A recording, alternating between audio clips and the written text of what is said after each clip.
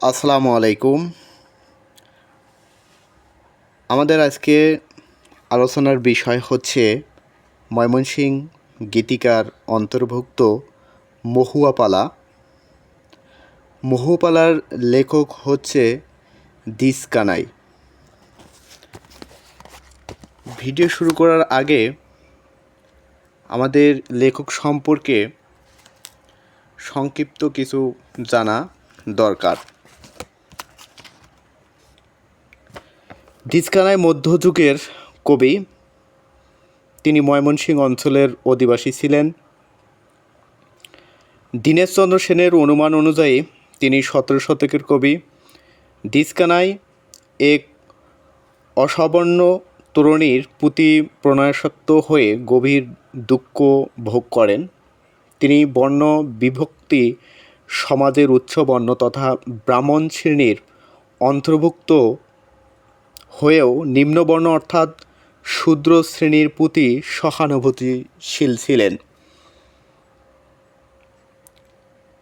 এটা মহুয়া পালার রচনায় তার উদারনৈতিক প্রকাশ ঘটেছে।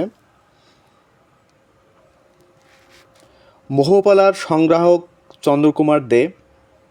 মহুয়া পালাটি প্রায় 300 বছরের পুরনো। মহুয়া পালাটি ট্র্যাজিক জাতীয় রচনা। মহুয়া পালাটির প্রকাশকাল 1923।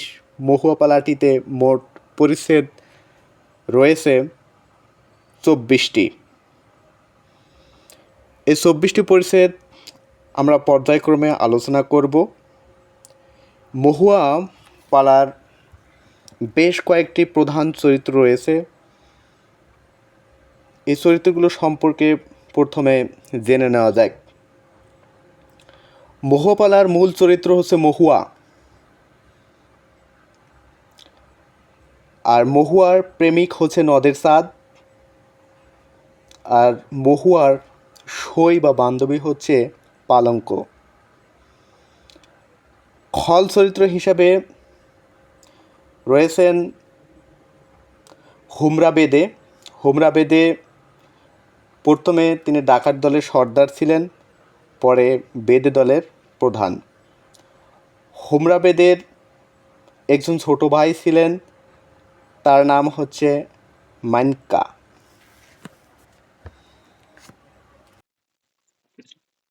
এবার মহুয়া পালায় প্রবেশ করা যাক। মহুয়া পালায় যে 24টি পরিচ্ছেদ আছে তার প্রথম পরিচ্ছেদ হচ্ছে হুমরা বেদে।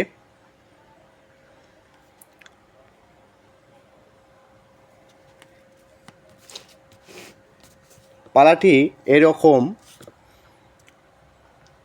আমি একটু সুর করে পড়ার চেষ্টা করছি। উত্তরে না গাঢ় পাহাড় 6 মাসে পথ, তাহার উত্তরে আছে হিমানী পর্বত। হিমানী পর্বত পারে তাহারই উত্তর, তথায়ও বিরাজ করে সপ্ত সমুদ্র। চান্দ সুরুজ নাই আন্দারিতে ঘেরা, বাঘ ভাল্লুক বৈশে মানুষের নাই লড়াচড়া। বনতে করিত বাস হুমরা বাধ্যা নাম, তাহার কথা শোনো কইরে হিন্দু মুসলমান। ডাকাতি করিত বেটা ডাকাতির সর্দার, মানকে নামে ছোট ভাই আসিল তাহার। ঘুরিয়া ফিরিয়া তারা ভ্রমে নানান দেশ, অচিরিত কাহিনী কথা কইবাম সবিশেষ। আরে ভাই ভর্মিতে তারা কি কামও করিল, ধনু নদীর পারে যায়া উপস্থিত হইল। কাঞ্চনপুর নামে তথা আসিল গেরাম, তথায় বসতি করিত বৃদ্ধ এক ব্রাহ্মণ।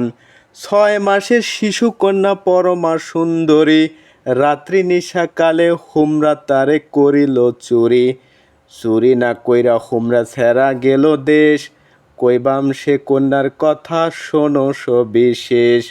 6 মাসের শিশু কন্যা বৎসরেরও হইল, পিঞ্জরে রাখিয়া পক্ষী পালিতে লাগিল। 1 2 3 করি 16 বছর যায়, খেলা কষ তারে যতনে শেখায়। সাপের মাথায় যেমন থাক্কা জলে মনি, যে দেখে পাগল হয় বাদ্যার নন্দিনী। বাদ্যা বাদ্যা করে লোকে বাদ্যা কেমন জনা, আন্দার ঘরে থুইলে কন্যা জলে কাঞ্চা সোনা, হাঁটিয়া না যাইতে কন্যার পায়ে পড়ে চুল, মুখতে ফুটটা ওঠে কনক চাম্পার ফুল।